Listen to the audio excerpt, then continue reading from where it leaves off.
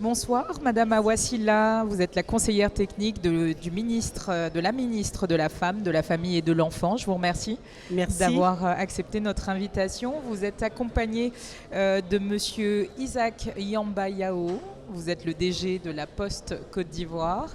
Et Madame, en face de vous, Madame Keila Alewi, vous êtes directrice générale et fondatrice de Smart Bab. Et nous avons à vos côtés Monsieur Yambayao, Madame Désirée Foucré-Porquet, vous êtes la directrice générale de Atalian et ambassadrice de Women in Africa. Merci Absolument. à tous d'avoir accepté notre invitation. Madame Silla, je vais commencer avec vous. Quels sont les objectifs et les résultats attendus de ce projet innovant, public et privé, qui réunit la Poste de Côte d'Ivoire ainsi que la start-up de Smart Bay? Eh bien, c'est vraiment avec une grande satisfaction que nous accueillons ce projet de partenariat public-privé. Parce que, comme vous le savez, les femmes représentent une frange importante de la vie rurale, dans la population rurale. Et ces femmes-là ont plusieurs rôles et ce sont des soutiens, des piliers de leur famille. Elles sont actives, elles contribuent beaucoup à l'économie, mais hélas, elles retirent très peu d'avantages de ces activités économiques. Alors, on sait bien que beaucoup, de plus en plus, à cause justement de cette situation, entrent dans l'entrepreneuriat.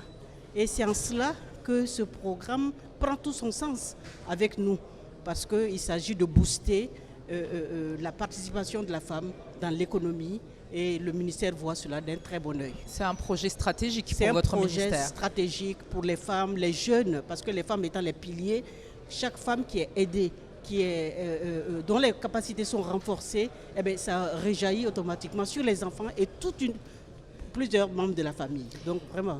Monsieur Yambayao, la création de 3000 points gérés par des femmes entrepreneurs, c'est un projet innovant, c'est sûr. Quels sont les objectifs de la Poste de Côte d'Ivoire à travers ce projet, justement? Je vous remercie déjà. Les objectifs, c'est de remettre la femme au centre. Vous avez, ce soir, j'ai l'honneur d'être au milieu de 4 charmantes dames. Donc je suis un privilégié et je sais que je serai tout heureux parce que chaque fois qu'on a mis les femmes au centre, tout a marché. Alors, le réseau de la Poste et la capillarité nous autorisent aujourd'hui à changer le modèle économique de l'opérateur postal, donc faire en sorte que la Poste puisse apporter la réponse de l'inclusion globale, inclusion sociale, donc réintégrer ces femmes qui à l'époque n'étaient pas dans le dispositif d'entrepreneuriat, mais donc à travers ce réseau faire en sorte que les femmes reprennent leur place. Inclusion financière parce qu'elles vont avoir de l'éducation financière et de l'accompagnement financier pour leur permettre justement d'être ces battantes, ces dames qui ont toujours été des battantes. Inclusion digitale parce qu'elles vont avoir accès à la chose numérique et là avec Smart Bab, nous avons l'occasion avec BPI d'accompagner la Côte d'Ivoire dans la réduction de la fracture numérique via l'opérateur postal et puis les autres inclusion énergétique parce que tout ce qui est énergie pour accompagner ça. Donc c'est une volonté dans le cadre de la réorientation de la stratégie de la Poste d'accompagner donc ce dispositif. Et justement, vous parliez de l'implication de BPI France.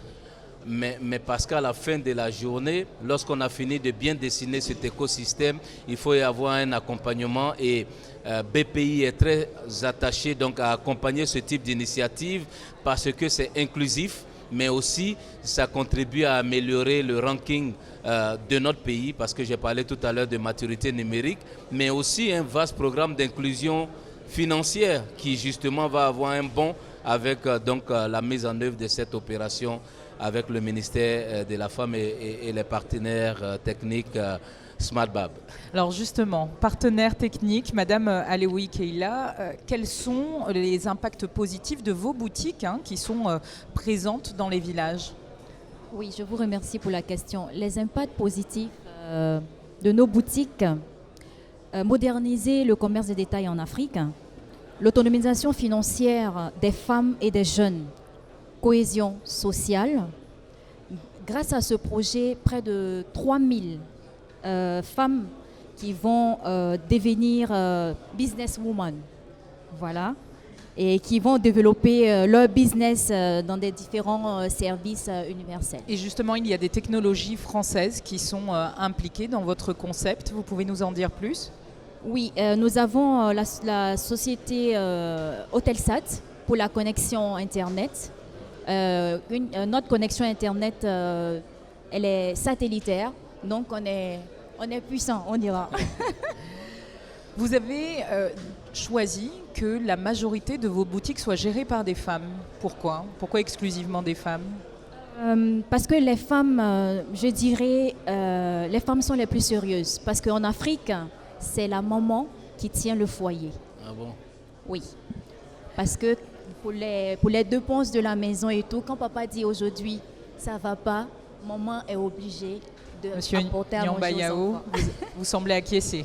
Non, je suis tout à fait d'accord parce que je suis au milieu de 4 dames et je suis tenu d'être adroit dans ma façon d'apprécier, mais je confirme en tant que fils africain que la première entreprise, c'est la famille et nos mamans ont toujours été des bons gestionnaires et des femmes battantes pour que la famille puisse avancer. Donc, je pense qu'elle a tout bien trouvé. Les personnes qui devraient gérer donc ce projet. Des femmes battantes, des femmes inspirantes, Désirée Fouqueré-Porquet. En tant qu'ambassadrice de Women in Africa, est-ce que vous pouvez nous expliquer les enjeux justement du Tech for Good en Afrique et en particulier pour les femmes justement? Merci Tatiana de l'opportunité que vous me donnez de parler de Women in Africa. WIA est en effet une plateforme internationale dédiée au développement et à l'accompagnement des femmes entrepreneurs africaines. Pourquoi? Parce que chez WIA, nous sommes convaincus que la femme africaine est une chance pour son continent. La femme africaine est battante, comme vous l'avez dit précédemment. Et notre action va s'inscrire à travers le mentorat, à travers les formations, mais essentiellement à travers un projet qui s'appelle WIA 54, qui s'appuie sur le Tech for Good, parce que nous sommes bien conscients aujourd'hui en 2021 de l'importance du digital, de l'importance du numérique par rapport aux impacts sociaux que nous espérons avoir sur le continent. Et pour vous, l'horizon, c'est 2050 pour les femmes? La femme occupera naturellement la place qui lui est dévolue sur le continent. Et en étant la femme battante, autonome, connectée et qui sait agir pour son continent. Madame Awassila, le mot de la fin, donc des femmes impliquées pour l'économie des pays africains et pour, on l'a vu, des échanges de savoir-faire avec l'Europe et l'Afrique. Tout à fait. Et ces femmes-là existent. Elles sont sur le terrain, elles sont dans tous les secteurs de l'économie. Elles sont dans l'artisanat, elles sont dans l'agriculture, dans la poterie. Elles attendaient ce genre de solution digitale pour l'inclusion dont parlait notre fils sur le plateau. Le seul.